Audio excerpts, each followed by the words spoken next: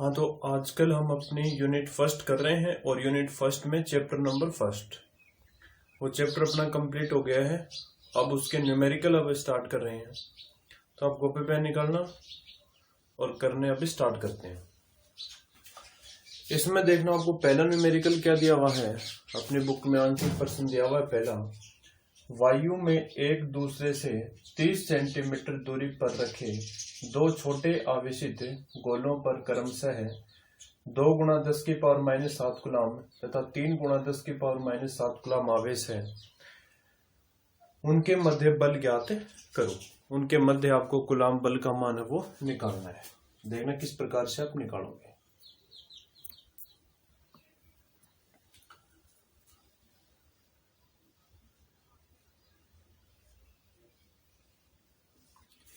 है ना, वायु में एक दूसरे से 30 सेंटीमीटर पर रखे दो छोटे आवेशित गोलों पर।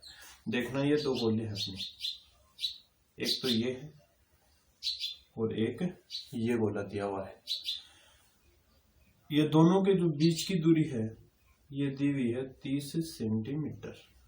तो बीच की दूरी दी हुई है 30 सेंटीमीटर दी हुई है तथा उन गोलों पर आवेश, इस गोले पर आवेश है 2 गुणा 10 की पावर -7 कूलम और इस पर आवेश हम मान लेते हैं Q1 और इस पर आवेश मान लेते हैं Q2 और इस Q2 का मान दिया हुआ है 3 गुणा 10 की पावर -7 कूलम। उनके मध्य कूलम बल ज्ञात कीजिए। हमें पता है दो आवेशों के मध्य कूलम बल लगता है, तो कूलम बल हमें निकालना है। देखना हमें जो Q1 का मान है वो कितना दिया हुआ है, 2 गुणा 10 की पावर -7 कूलम दिया हुआ है और Q2 का मान है वो दिया हुआ है 3 गुणा 10 की पावर -7 कूलम। अब बीच की दूरी जो R का मान दिया हुआ है वो दिया हुआ है 30 सेंटीमीटर, या फिर इसको मीटर में बदल लो 0.3 मीटर, ये R का मान है। अब हमें निकालना है कूलम बल। कूलम बल, और कूलम बल हमें पता है F बराबर होता है K Q1 Q2 upon R की स्क्वायर, और जो K का मान है वो होता है 9 गुणा 10 की पावर 9। अब ये सारे के सारे मान हम इसमें रखेंगे। F इक्वल टू K का मान है 9 गुणा 10 की पावर 9 इंटू Q1 का मान है 2 गुणा 10 की पावर -7 है, 2 गुणा 10 की पावर -7 और Q2 का मान है वो कितना है 3 गुणा 10 की पावर -7, 3 गुणा 10 की पावर -7 अपॉन R की स्क्वायर। R का मान दिया हुआ है 0.3 मीटर, तो 0.3 की स्क्वायर। अब देखना इसको सरल करते हैं। F इक्वल टू ये 9 दूनी 18 और 18 दिया 54, ये आगे है 54 इंटू 10 की पावर एक तो -7 है और प्लस का 9 अपॉन 0.3 है, तो ये कितना हो जाएगा 0.09।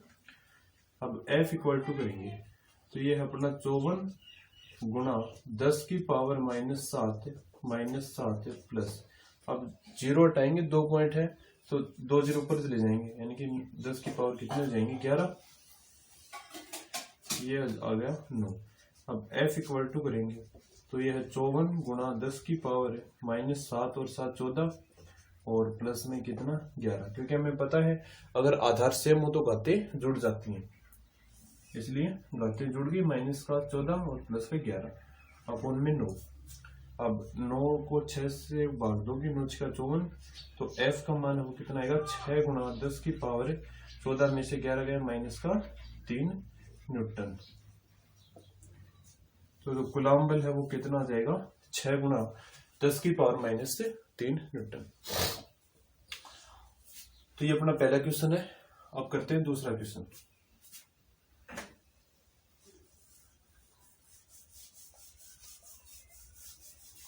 अब दूसरा क्वेश्चन कर लेते हैं।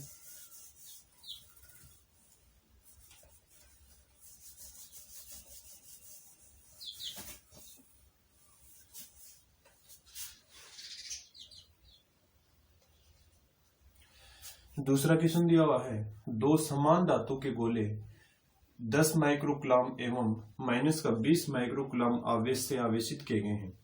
यदि इनको एक दूसरे के संपर्क में लाकर अलग कर पुनः उसी दूरी पर रख दिया जाए तब दोनों अवस्थाओं में बल का अनुपात ज्ञात कीजिए। जैसे कि यदि इनको एक दूसरे के पहले जो दो गोले हैं, एक तो गोला ये है और एक गोला ये है,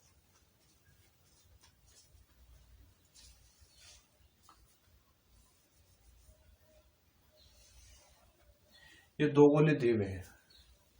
इस गोले पर आवेश है 10 माइक्रोकुलाम और इसके ऊपर आवेश है 20 माइक्रोकुलाम और इन दोनों के जो बीच की दूरी है वो दी हुई है r, यानी कि पुनः उसी दूरी पर इसकी दूरी हम मान लेते हैं कितनी है, r है। अब इस अवस्था में सबसे पहले एक नंबर कंडीशन है, इस अवस्था में सबसे पहले हम कूलाम बल को निकाल लेते हैं, क्योंकि हमें पता है जो Q1 का मान दिया हुआ है वो दिया हुआ है 10 माइक्रोकुलाम और जो Q2 का मान दिया हुआ है -20 माइक्रोकुलाम।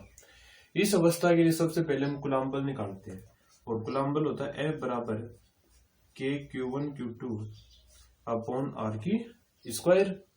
तो F इक्वल टू करेंगे, ये है K और Q1 का मान है 10 माइक्रोकुलाम और Q2 का मान है -20 माइक्रोकुलाम अपॉन बीच की दूरी कितनी है, R की स्क्वायर। अब F इक्वल टू हम करेंगे तो ये माइनस पहले लिख लेते हैं, माइनस का K 10 माइक्रोकुलाम और 20 माइक्रोकुलाम अपॉन R की स्क्वायर। इसको हम समीकरण नंबर लिख देते हैं 1। अब संपर्क में लाकर अलग कर पुनः उसी दूरी पर रख दिया जाए। अब इन दोनों गोलों को अलग कर देना है दूसरी कंडीशन में, एक गोला ये है, एक गोला ये है। इन दोनों जैसे दोनों गोलों को अलग करेंगे, ये जो आवेश है इन दोनों गोलों पर समान रूप से वितरित हो जाएगा, यानी इस पर तो 10 है और इस पर 20 है, यानी कि -10 माइक्रोकुलाम आवेश है। जैसे इन दोनों को अलग करेंगे इन दोनों गोलों पर समान रूप से वितरित होगा, यानी कि इस गोले पर हो जाएगा -5 माइक्रोकुलाम और इस गोले के ऊपर भी -5 माइक्रोकुलाम। ये चालन द्वारा अवश्य में बताया था कि जो अगर समान आकार के दो गोले हैं, अगर हम उनको अलग करेंगे तो जो आवेश है दोनों का वो अलग अलग समान रूप से वितरित हो जाएगा, यानी कि यहाँ पर -10 गुलाम आवेश है तो दोनों पर 5-5 गुलाम आवेश है वो आ जाएगा, -5 गुलाम और -5 गुलाम। अब इस अवस्था में बल हम मान लेते हैं F डैश है, तो K Q1 का मान है -5 माइक्रोकुलाम और Q2 का मान भी -5 माइक्रोकुलाम अपॉन R की स्क्वायर। तो F डैश इक्वल टू ये है K माइनस और माइनस हो गया प्लस 5 माइक्रोकुलाम गुणा 5 माइक्रोकुलाम अपॉन R की स्क्वायर। इसको समीकरण नंबर लिख दिया है 2। हमें निकालना क्या है, दोनों अवस्थाओं में बल का अनुपात निकालना है। तो बल के अनुपात के लिए समीकरण 1 में हम समीकरण 2 का भाग कर देते हैं। समीकरण 1 है माइनस का K 10 माइक्रोकुलाम और 20 माइक्रोकुलाम अपॉन R की स्क्वायर। भाग करेंगे समीकरण 2 का तो R की स्क्वायर ऊपर चला जाएगा और नीचे क्या बचेगा, K गुना 5 माइक्रोकुलाम और 5 माइक्रोकुलाम। अब ये K से ये K कैंसिल, R की स्क्वायर से R की स्क्वायर कैंसिल हो गया और 5 दूनी 10 और 5 चौका 20। तो F अपॉन F डैश वो कितना आया, माइनस का ऊपर बचा है 2 गुना 4 और नीचे बचा है 1। तो F upon F dash equal to करेंगे माइनस का 4 दूनी 8 बटा 1, या फिर इसको अनुपात के रूप में लिखेंगे -8:1। यानी कि जो दोनों बलों का अनुपात है वो कितना आएगा, -8:1। यानी कि आपको सारी चीजें दी रखी हैं। अगर दो गोले हैं और समान आकार है, दोनों गोले का त्रिज्या भी समान होनी चाहिए, आकार भी समान होना चाहिए, और ये बात इसने दो समान धातु के गोले दे हुए हैं। तो जैसे इन दोनों गोलों को अलग करेंगे जो कुल आवेश है वो दोनों गोलों पर समान रूप से वितरित हो जाएगा। अब जैसे इस पर 10 माइक्रोकुलाम है, इस पर -20 माइक्रोकुलाम आवेश है। अब दोनों को जोड़ेंगे तो आएगा -10 माइक्रोकुलाम, और जैसे इन दोनों गोलों को अलग अलग करेंगे तो ये -10 माइक्रोकुलाम आवेश है, ये दोनों गोलों पर समान रूप से वितरित हो जाता है। यानी कि -5 कुलाम इस पर, -5 माइक्रोकुलाम इसके ऊपर। तो 2 क्वेश्चन हो गए। अब है नेक्स्ट क्वेश्चन है वो करते हैं। इसमें आपको दिया हुआ है भुजा ए वाले एक समबाहु त्रिभुज, ये दिया हुआ चित्र बना के, त्रिभुज के शीर्ष ए और बी पर समान आवेश क्यू है। यहाँ पर ए पर भी आवेश क्यू है और बी के ऊपर भी आवेश क्यू है। त्रिभुज के बिंदु सी पर विद्युत क्षेत्र का परिमाण ज्ञात कीजिए। ये त्रिभुज का बिंदु सी दिया हुआ है, इसके ऊपर आपको विद्युत क्षेत्र का परिमाण है वो निकालना है। देखना दोनों पर आवेश दिया हुआ है समान, तो विद्युत क्षेत्र की तीव्रता है वो भी क्या होगी, समान होगी। यानी कि इस प्रकार से दिया हुआ है, यहाँ पर आवेश Q है, यहाँ पर भी Q है। यह बिंदु है A और यह बिंदु दिया हुआ है B और यहाँ पर बिंदु है C। यह भुजा भी A है, ये भी A है और ये भी A है। अगर इस भुजा A के लिए हम देखेंगे विद्युत क्षेत्र की तीव्रता, तो विद्युत क्षेत्र की तीव्रता इसके लिए भी क्या आएगी, क्योंकि आवेश समान है, विद्युत क्षेत्र की तीव्रता इसको हम मान लेते हैं EA। अब B के लिए करेंगे तो B के लिए विद्युत क्षेत्र की तीव्रता हम क्या मान लेते हैं, EB मान लेते हैं। और ये समबाहु त्रिभुज है, और जो समबाहु त्रिभुज का जो कोण बनेगा वो कितना डिग्री का बनेगा, 60 डिग्री का। तो सबसे पहले हम देख लेंगे कि जो आवेश B के ऊपर रखा हुआ है इसके कारण बिंदु C पर विद्युत क्षेत्र की तीव्रता, यानी कि बिंदु B पर आवेश Q के कारण बिंदु C पर विद्युत क्षेत्र की तीव्रता, विद्युत क्षेत्र की तीव्रता इसमें हमने भी मानी है। और बिंदु आवेश के कारण विद्युत क्षेत्र की तीव्रता होती है KQ/R की स्क्वायर। R का मतलब यहाँ पर जो दूरी है वो A दी हुई है, तो A की स्क्वायर। इसको समीकरण नंबर लिख देते हैं 1। अब आगे इसी प्रकार हम करेंगे, जो आवेश A है वो जो बिंदु A पर आवेश Q रखा हुआ है, इसके कारण बिंदु C पर विद्युत क्षेत्र की तीव्रता, इसको हमने माना है EA, तो वो भी कितना आ जाएगा, KQ/A की स्क्वायर। इसको समीकरण नंबर दे दिया 2।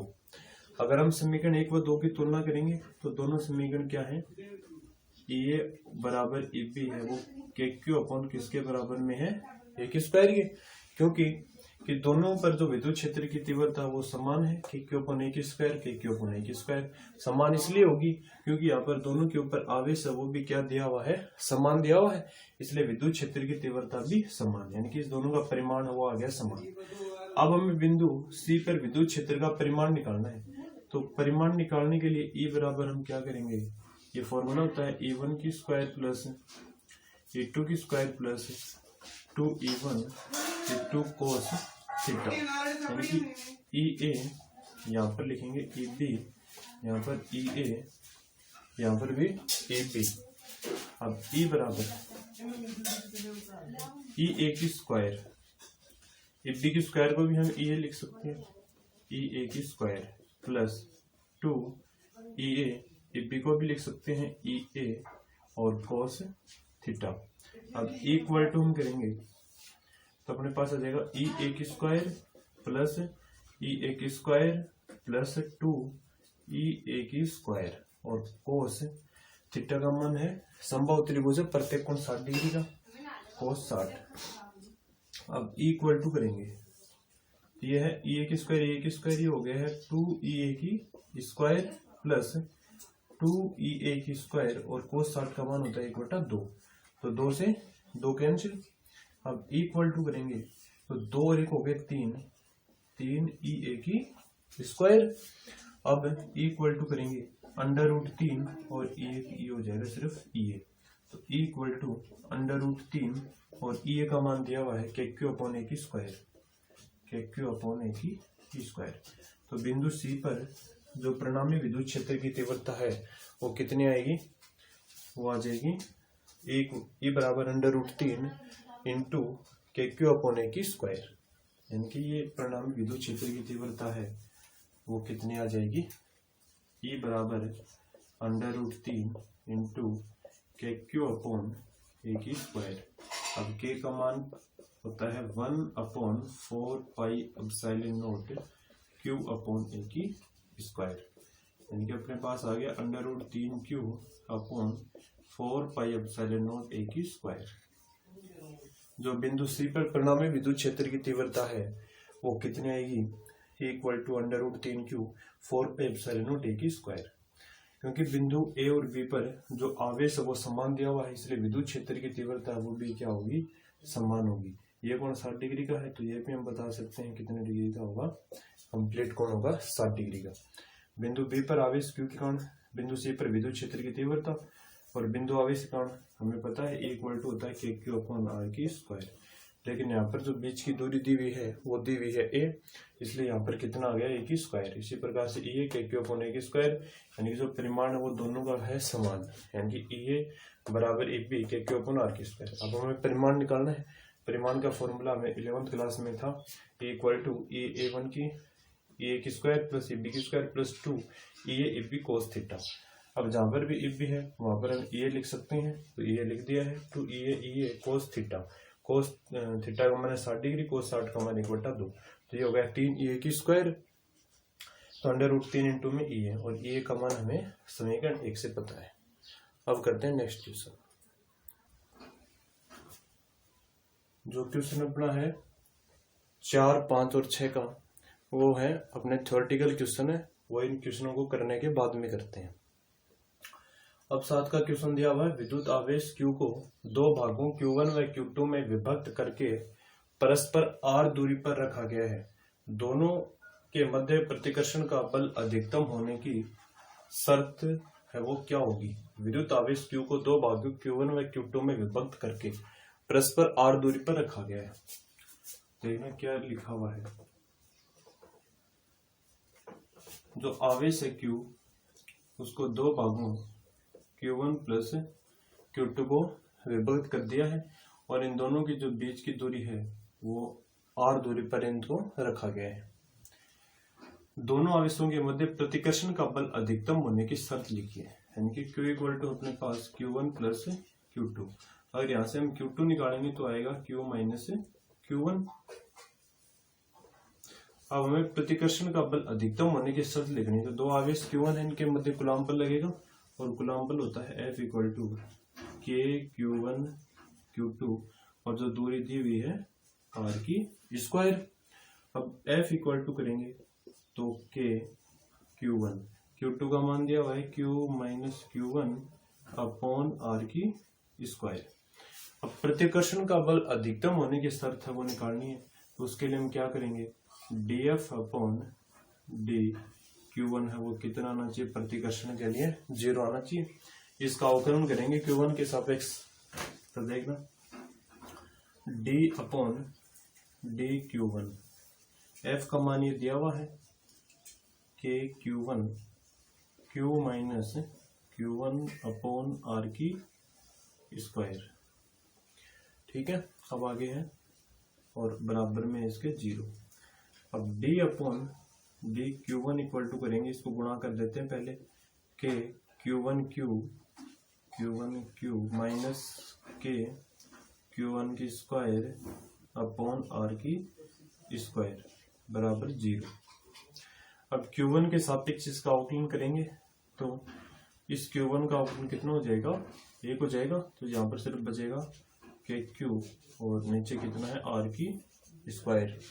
अब ये है Q1 की स्क्वायर, तो Q1 की स्क्वायर का कितना हो जाएगा, 2Q 2K Q1 और अपॉन R की स्क्वायर, ये हो गया बराबर में 0।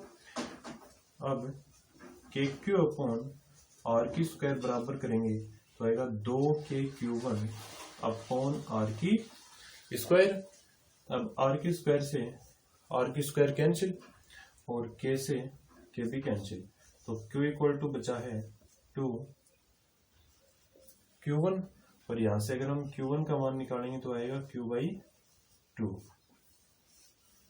अगर ये Q1 का मान हम समीकरण 1 में रखेंगे तो जो Q2 का मान है वो देखना कितना आ जाएगा, Q माइनस Q/2, तो Q2 इक्वल टू लघुत्तम आ गया है 2Q माइनस Q तो Q2 का मान है वो भी कितना आएगा, Q/2।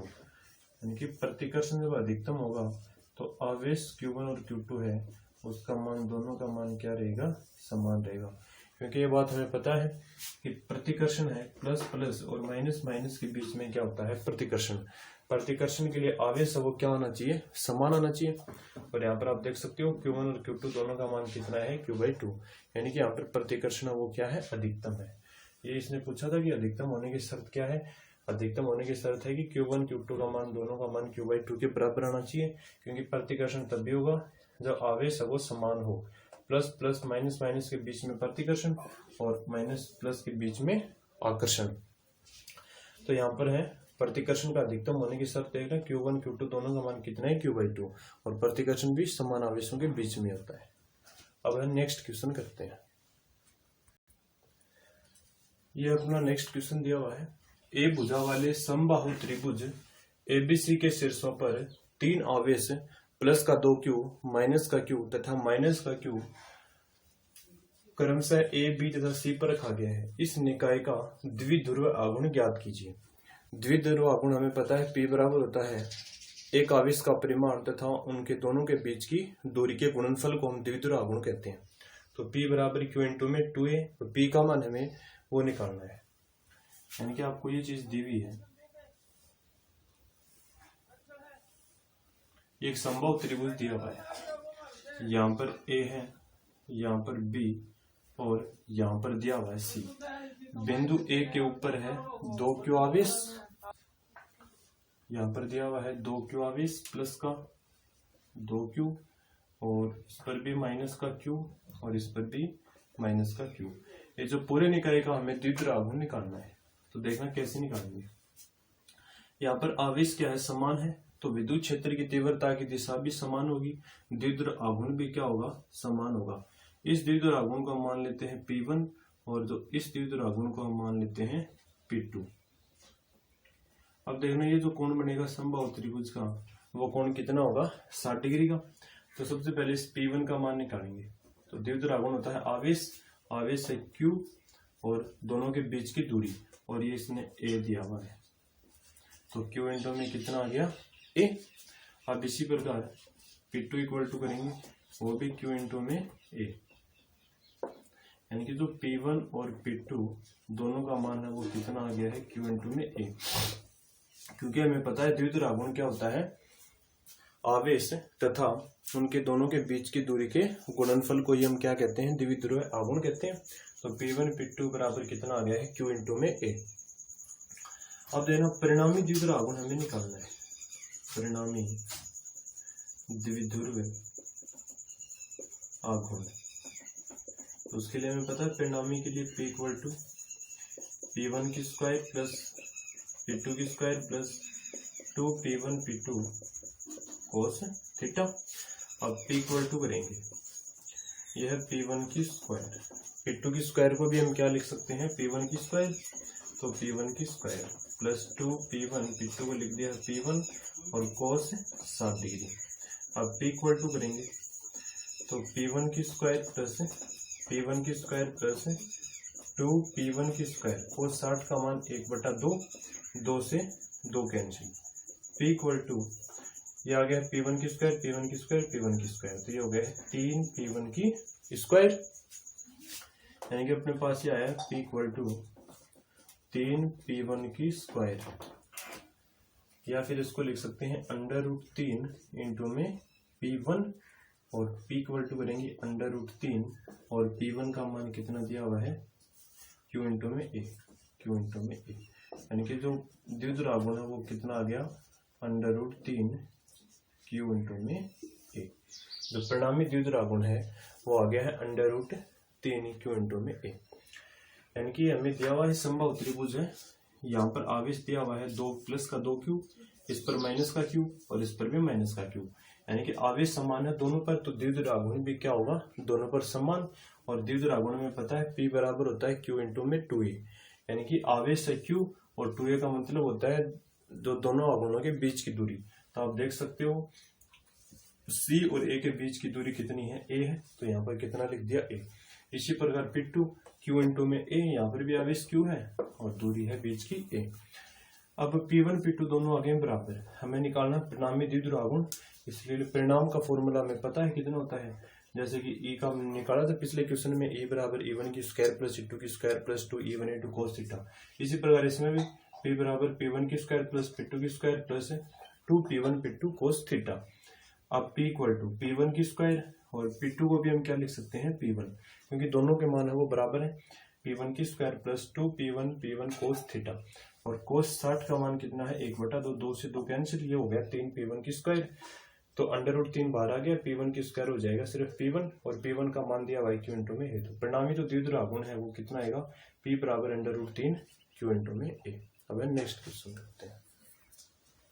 ये 10 का क्वेश्चन दिया हुआ है, किसी निकाय में दो आवेश QA बराबर है 2.5 गुणा 10 की पावर -7 तथा QB बराबर है -2.5 गुणा 10 की पावर -7 कूलाम क्रमशः है। दो बिंदुओं A का मान दिया हुआ है 0 0 -15 सेंटीमीटर तथा B का मान दिया हुआ है 0 0 प्लस का 15 सेंटीमीटर पर स्थित है।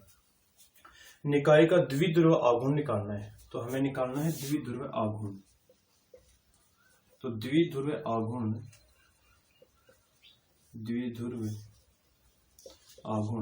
P बराबर होता है Q इंटू में 2A। आवेश गुणा दोनों आवेशों के बीच की दूरी, सबसे पहले हम निकाल लेते हैं दोनों आवेशों के बीच की दूरी 2A का मान। तो देखना हमारे पास A का मान कितना दिया हुआ है 0 0 -15 और B का मान दिया हुआ है 0 0 और प्लस का 15। इनके बीच की दूरी निकाल लेंगे, वो अपना किसका मान आ जाएगा 2A का मान, और बीच की दूरी हमें पता है किस फॉर्मूले से निकालते हैं। ये फॉर्मूला होता है x2 - x1 की स्क्वायर प्लस y2 - y1 की स्क्वायर प्लस z2 - z1 की स्क्वायर। इस फॉर्मूले से हम इनके बीच की दूरी हम निकाल लेंगे। ये है x1 का मान, ये है y1 का और ये z1 का।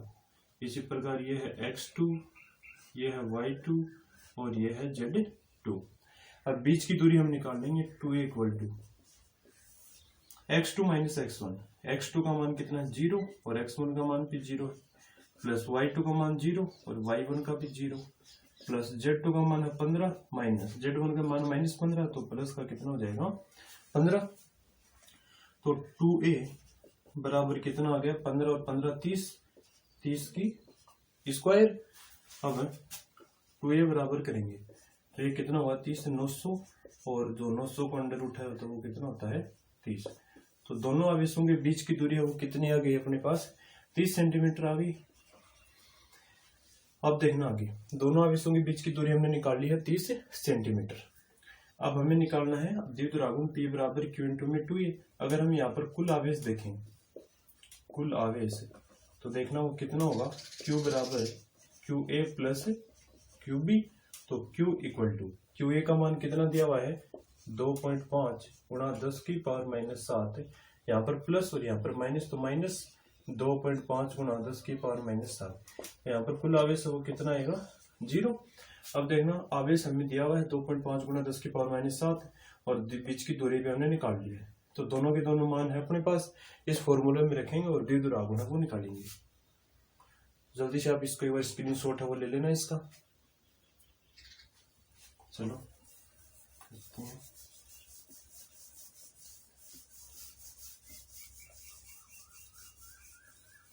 अब देखना P बराबर Q का मान दिया हुआ है 2.5 गुणा 10 की पावर -7, 2A का मान कितना आ गया 30। अब P बराबर करेंगे, ये 2.5 को हम किससे गुणा करेंगे 30 से, तो देखना 2.5 को 3 से गुणा कर लेते हैं, 5 दिया 15, 3 7.5, तो ये आ गया 7.5, 1 0 यहाँ पर चला जाएगा 10 की पावर -8, और द्विध्रुव आघूर्ण का मात्रक होता है कूलाम मीटर, और जिसकी दिशा वो होगी माइनस के जेड एक्स के अनुदिश। जिसकी दिशा है वो कितनी होगी -ZX के अनुदिश, क्योंकि हमें यहाँ पर दिया हुआ है जेड का मान कितना -15, तो यहाँ पर लिख सकते हैं इसकी दिशा